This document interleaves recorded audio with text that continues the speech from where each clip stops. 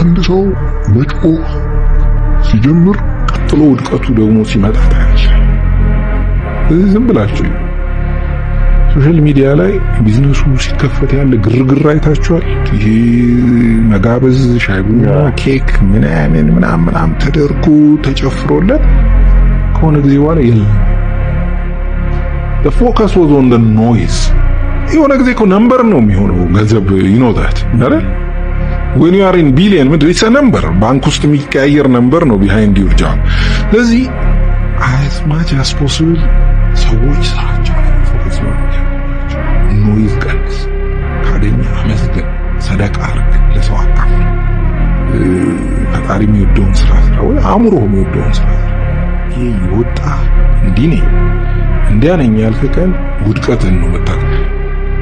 ብዙዎቻችሁ ያሳደዳችሁ ያላችሁት ይሄንን ነው። ይሄ ግን ምንም አይጠቅምም።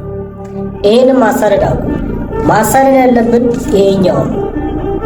ይሄ እንግዲህ $20 አሁን ባለው የኢትዮጵያ ኤክስቼንጅ ሬት እስከ 3000 ብርና ከዛ በላይ የሚያወጣ ነገር። እቺን ብር ግን ለመስራት ምናልባት 1 ሰዓት 2 ሰዓት የምትሰሩ ከሆነ በቂ ነው።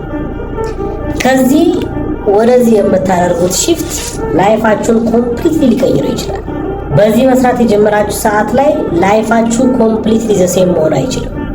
መጀመሪያ የነበራችሁበት ሌቭል እና ከዛ በኋላ የምታገኙት ሌቭል አንድ እንደማይሆን ላረጋግጥላችሁ ፈልጋለሁ። ስፔሻሊ ደግሞ ኢትዮጵያ ውስጥ እየኖራችሁ ይሄንን መስራት ከቻላችሁ ሌላ ነገር ውስጥ ያላችሁት።